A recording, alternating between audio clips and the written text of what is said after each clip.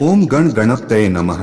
राधे राधे। हरे कृष्णा दोस्तों, प्रत्येक माह में दो चतुर्थी तिथि पड़ती है, एक कृष्ण पक्ष में और दूसरी शुक्ल पक्ष में।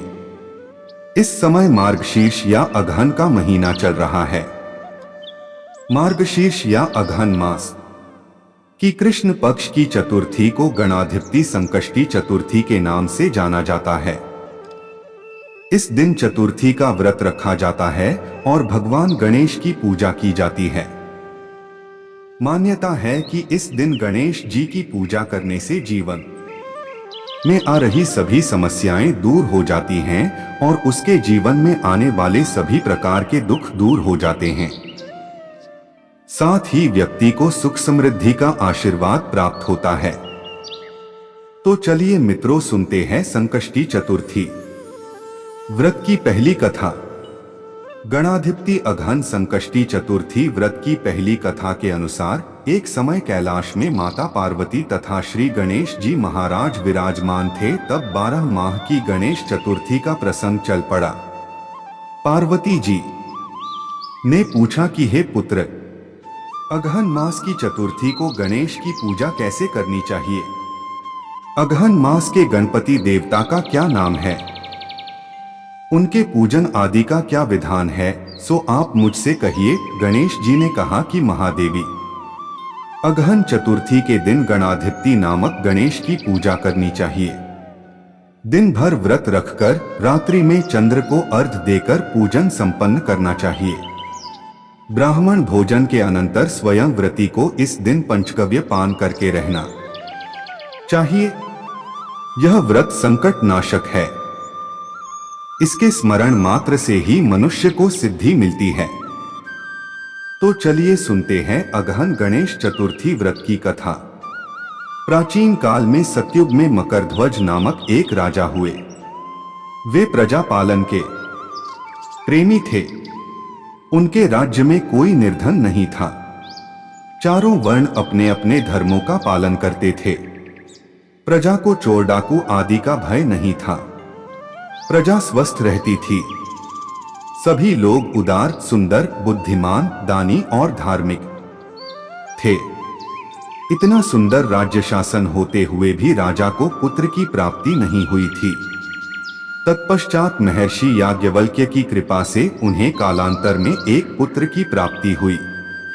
राजा राज्य का भार अपने मंत्री धर्मपाल पर सौंपकर विविध प्रकार के खेल खिलौने से अपने राजकुमार का पालन पोषण करने लगे।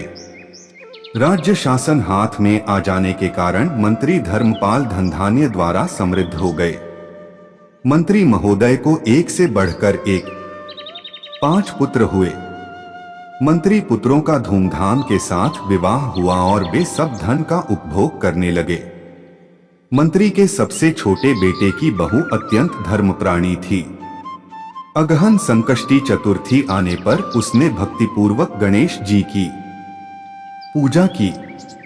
उसका पूजन और व्रत देखकर उसकी सास कहने लगी, करी क्या तंत्र मंत्र द्वारा मेरे पुत्र को वश में करने का उपाय कर रही है? बार बार सास के निषेध किए जाने पर भी जब बहू नहीं मानी तो सास ने कहा, अरे दुष्टा, तू मेरी बात मान नहीं रही है। मैं पीट कर तुझे ठीक कर दूंगी। मुझे यह सब तांत्रिक अभिचार पसंद नहीं है। इसके उत्तर में बहू ने कहा, हे सासू मां, मैं संकट नाशक गणेश जी का व्रत कर रही हूँ। यह व्रत अत्यंत फलदायक होता है। अपनी बहू की बात सुनकर उसने अपने पुत्र से कहा, हे पुत्र, तुम्हारी बहू जादू टोन पर उतारू हो गई है। मेरे कई बार मना करने पर भी वह दुराग्रह वश नहीं मान रही है। इस दुष्टा को मारपीट के ठीक कर दो। मैं गणेश जी को नहीं जानती, ये कौन है और इसका व्रत कैसे होता है? हम लोग तो राजकुल के मनुष्य हैं, फिर हम लोगों की किस विपत्ति को ये नष्ट करेंगे? माता की प्रेरणा से उसने बहू को मारा पिटा। इतनी पीड़ा सहकर भी उसने व्रत किया। पूजनोपरांत वह गणेश जी का स्मरण करती हुई उनसे प्रार्थना करने लगी कि हे गणेश जी, हे जगतपति, आप हमारे सास ससुर को किसी प्रकार का कष्ट दीजिए, हे गणेश्वर, जिससे उनके मन में आपके प्रति भक्ति भाव जागृत हो। गणेश जी ने सबके देखते ही देखते राजकुमार का अपहरण करके मंत्री धर्मपाल के महल में छिपाकर रख दिया। बाद में उसके वस्त्र, आभूषण आदि उतार कर राजमहल में फेंक दिए और स्वयं अंतर्धान हो गए। इधर राजा ने अपने पुत्र को शीघ्रता से पुकारा, परंतु कोई प्रत्युत्तर न मिला। फिर उन्होंने मंत्री के महल में जाकर पूछा कि मेरा राजकुमार कहाँ चला गया। महल में उसके सभी वस्त्राभूषण तो हैं, लेकिन राजकुमार कहाँ चला गया है? किसने ऐसा निंदनीय कार्य किया है? हाय, मेरा राजकुमार कहाँ गया? राजा की बात सुनकर मंत्री ने उत्तर दिया, हे राजन, आपका चंचल पुत्र कहाँ चला गया, इसका मुझे पता नहीं है। मैं अभी नगर, बाग बगीचे आदि सभी स्थानों में खोज कराता हूं। इसके बाद राजा नौकरों, सेवकों आदि से कहने लगे, हे अंगरक्षकों, मंत्रियों, मेरे पुत्र का शीघ्र पता लगाएं। राजा का आदेश पाकर दूत लोग सभी स्थानों में खोज करने लगे। जब कहीं भी पता न लगा तो आकर राजा से डरते डरते निवेदन किया कि महाराज, अपहरणकारियों का कहीं सुराग नहीं मिला। राजकुमार को आते जाते भी किसी ने नहीं देखा। उनकी बातों को सुनकर राजा ने मंत्री को बुलवाया। मंत्री से राजा ने पूछा कि मेरा राजकुमार कहाँ है? हे धर्मपाल, मुझसे साफ साफ बता दे कि राजकुमार कहाँ है। उसके वस्त्राभूषण तो दिखाई पड़ते हैं, केवल वही नहीं है। अरे नीच, मैं तुम्हारा वध कर डालूंगा, तेरे कुल को नष्ट कर दूंगा, इसमें जरा भी संदेह नहीं है। राजा द्वारा डांट पड़ने पर मंत्री चकित हो गया। मंत्री ने सर झुकाकर कहा कि हे भूपाल, मैं पता लगाता हूं। इस नगर में बालक अपहरणकर्ताओं का कोई गिरोह भी नहीं है और न ही डाकू आदि रहते हैं। फिर भी हे प्रभु, पता नहीं किसने ऐसा नीच कर्म किया और न जाने वह कहां चला गया। धर्मपाल ने आकर महल में अपनी पत्नी और पुत्रों से पूछा। अपनी सभी बहुओं को बुलाकर भी पूछा कि यह कर्म किसने किया है। यदि राजकुमार का पता नहीं लगा तो राजा मुझ अभागे के वंश का विनाश कर देंगे। ससुर की बात सुनकर छोटी बहू ने कहा कि हे पिताजी, आप इतने चिंतित क्यों हो रहे हैं? आप पर गणेश जी का कोप हुआ है, इसलिए आप गणेश जी की आराधना कीजिए।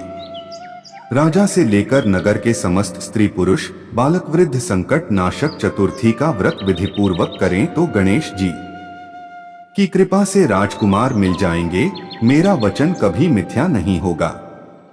छोटी बहू की बात सुनकर ससुर ने हाथ जोड़कर कहा कि हे बहू, तुम धन्य हो, तुम मेरा और मेरे कुल का उद्धार कर दोगी। भगवान श्री गणेश जी की पूजा कैसे की जाती है? हे सुलक्षणी, तुम बताओ। मैं मंद बुद्धि होने के कारण व्रत के महात्म्य को नहीं जानता हूँ। हे कल्याणी, हम लोगों से जो भी अपराध हुआ हो उसे क्षमा कर दो और राजकुमार का पता लगा दो। तब सब लोगों ने कष्टनाशक गणेश चतुर्थी का व्रत आरंभ किया। राजा सहित समस्त प्रजाजनों ने गणेश जी को प्रसन्न करने हेतु व्रत किया। इससे गणेश जी प्रसन्न हो गए। सब लोगों के देखते ही देखते उन्होंने राजकुमार को प्रकट कर दिया। राजकुमार को देखकर सभी नगरवासी आश्चर्य में पड़ गए। सब लोग बहुत प्रसन्न हुए। राजा के हर्ष की तो सीमा ही नहीं रही।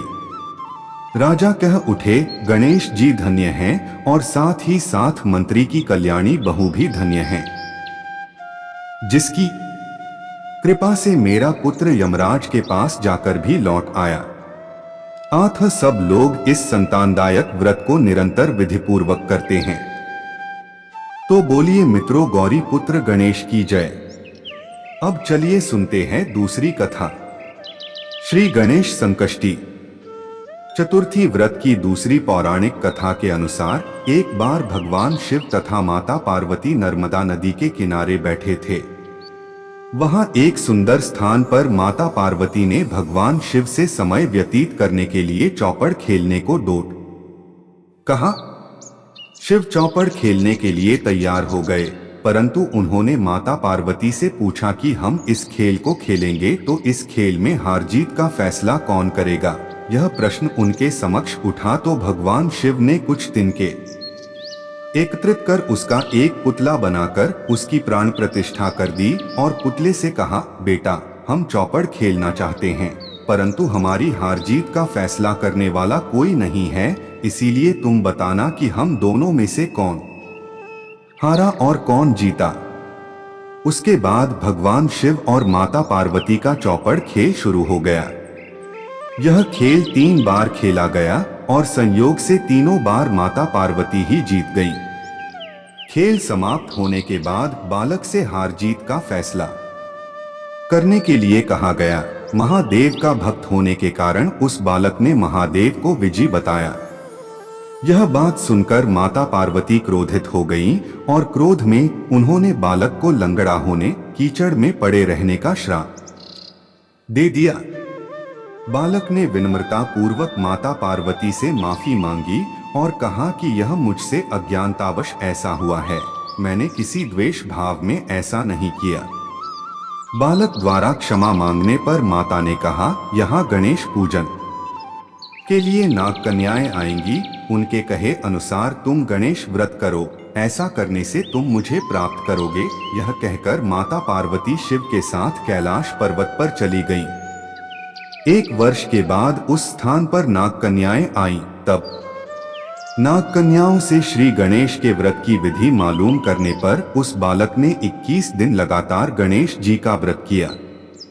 उसकी श्रद्धा से गणेश जी प्रसन्न हुए। उन्होंने बालक को मनोवांछित फल मांगने के लिए कहा। उस पर उस बालक ने कहा, हे विनायक, मुझ में इतनी शक्ति दीजिए कि मैं अपने पैरों से चलकर अपने माता पिता के साथ कैलाश पर्वत पर पहुंच सकूं और वे यह देख प्रसन्न हो। तब बालक को वरदान देकर श्री गणेश अंतर्ध्यान हो गए। इसके बाद वह बालक कैलाश पर्वत पर पहुंच गया और कैलाश पर्वत पर पहुंचने की अपनी कथा उसने भगवान शिव को सुनाई। चौपड़ वाले दिन से माता पार्वती शिवजी से विमुख हो गई थीं। अत देवी के रुष्ट होने पर भगवान शिव ने भी बालक के बताए अनुसार 21 दिनों तक श्री गणेश का व्रत किया। इस व्रत के प्रभाव से माता पार्वती के मन से भगवान शिव के लिए जो नाराजगी थी वह समाप्त हो गई। वे शीघ्र ही कैलाश पर्वत पर आ पहुंची।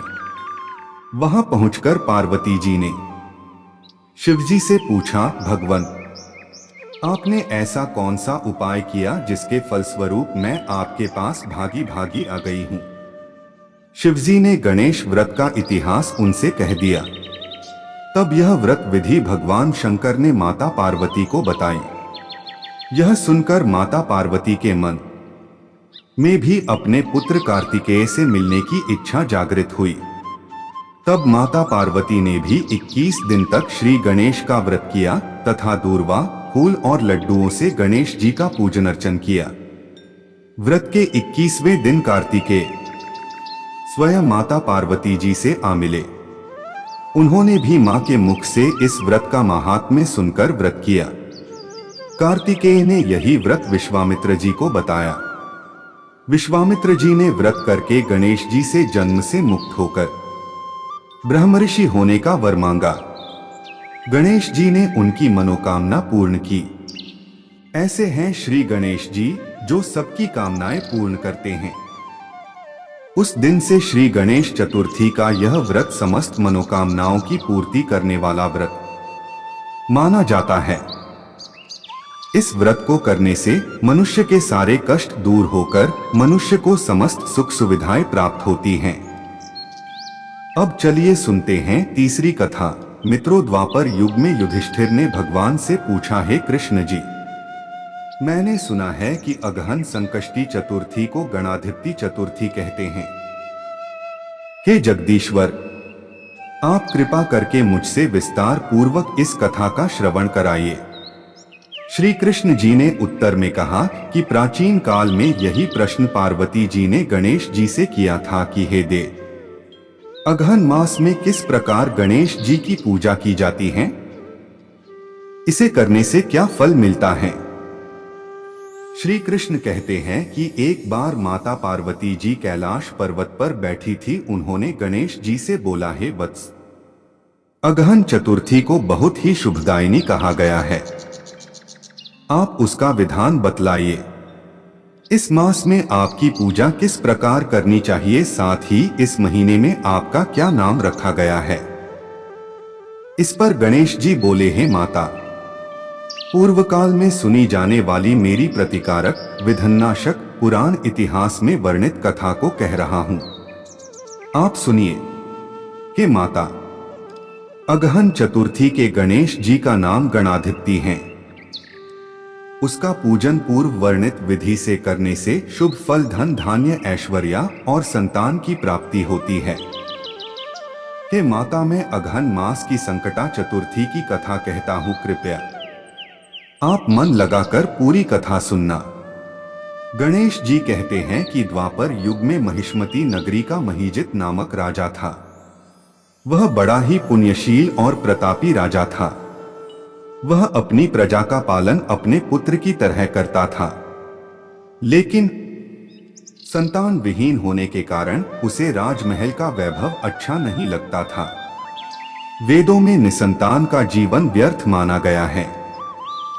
यदि संतान विहीन व्यक्ति अपने पितरों को जल दान देता है तो उसके पितृगण उस जल को गर्म जल के रूप में ग्रहण करते हैं। इसी उहापोह में राजा का बहुत समय व्यतीत हो गया। उन्होंने पुत्र प्राप्ति के लिए बहुत से दान, यज्ञ आदि कार्य किए, फिर भी राजा को पुत्र की प्राप्ति नहीं हो पाई। उनकी जवानी बीत गई और बुढ़ापा आ गया, लेकिन वंश की वृद्धि भी नहीं होती है। राजा ने विद्वान ब्राह्मणों और प्रजाजनों संदर्भ में परामर्श किया। राजा ने कहा कि हे ब्राह्मणों तथा प्रजाजनों, हम तो संतानहीन हो गए, अब मेरी क्या गति होगी। मैंने जीवन में तो किंचित भी पाप कर्म नहीं किया। मैंने कभी अत्याचार द्वारा धन संग्रह नहीं किया। मैंने तो सदैव प्रजा का पुत्रवत पालन किया तथा धर्माचरण द्वारा ही पृथ्वी शासन किया। मैंने चोर डाकुओं को डोट सजा दी। गौ ब्राह्मणों का हित चिंतन करते हुए शिष्ट पुरुषों का आदर सत्कार किया। फिर भी मुझे अब तक पुत्र न होने का क्या कारण है। विद्वान ब्राह्मणों ने कहा कि हे महाराज, हम लोग वैसा ही प्रयत्न करेंगे जिससे आपके वंश की वृद्धि हो। इस प्रकार कहकर सब लोग युक्ति सोचने लगे। सारी प्रजा राजा के मनोरथ की सिद्धि के लिए ब्राह्मणों के साथ वन में चली गई। वन में उन लोगों की मुलाकात एक श्रेष्ठ मुनि से हुई। वे मुनिराज निराहार रहकर तपस्या में लीन थे। ब्रह्मा जी के समान वे आत्मजीत, क्रोधजित तथा सनातन पुरुष थे। संपूर्ण वेद विशारद, दीर्घायु, अनंत और अनेक ब्रह्मा ज्ञान संपन्न वे महात्मा थे। उनका निर्मल नाम लोमश ऋषि था।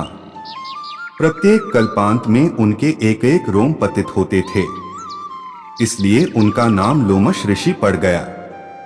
ऐसे त्रिकालदर्शी महर्षि लोमेश के उन लोगों ने दर्शन किए। सब लोग उन तेजस्वी मुनि के पास गए। सभी लोग उनके समक्ष खड़े हो गए। मुनि के दर्शन से सभी लोग प्रसन्न होकर कहने लगे कि हम लोगों को सौभाग्य से ही ऐसे मुनि के दर्शन हुए। इनके उपदेश से हम सभी का मंगल होगा, ऐसा निश्चय कर उन लोगों ने मुनिराज से कहा, हे ब्रह्मऋषि, हम लोगों के दुख का कारण सुनिए। अपने संदेह के निवारण के लिए हम लोग आपके पास आए हैं। हे भगवान, आप कोई उपाय बताएं। महर्षि लोमेश ने पूछा, सज्जनों, आप लोग यहां किस अभिप्राय से आए हैं? मुझसे आपका क्या प्रयोजन है? पूरी बात स्पष्ट रूप से कहिए। मैं आपके सभी संदेहों का निवारण करूंगा। प्रजाजनों ने उत्तर दिया है मुनिवर, हम माहिष्मती नगरी के निवासी हैं। हमारे राजा का नाम महीजित है। हमारे राजा का नाम महीजित है। वह राजा ब्राह्मणों का रक्षक, धर्मात्मा, दानवीर, शूरवीर एवं मधुरभाषी है। उस राजा ने हम लोगों का पालन पोषण किया है, लेकिन उन्हें आज तक संतान की प्राप्ति नहीं हुई है। उन्होंने कहा, हे भगवान, माता पिता को केवल जन्मदाता ही होते हैं, लेकिन असल में पोषक तो राजा ही होता है। उन्हीं राजा के लिए हम गहन वन में आए हैं। आप कोई ऐसी युक्ति बताइए जिससे राजा को संतान की प्राप्ति हो। ऐसे गुणवान राजा को डोट कोई पुत्र न हो, यह बड़े दुर्भाग्य की बात है। हे मुनिवर, किस व्रत, दान, पूजन आदि अनुष्ठान कराने से राजा को पुत्र होगा? आप कृपा करके हम सभी को बताएं।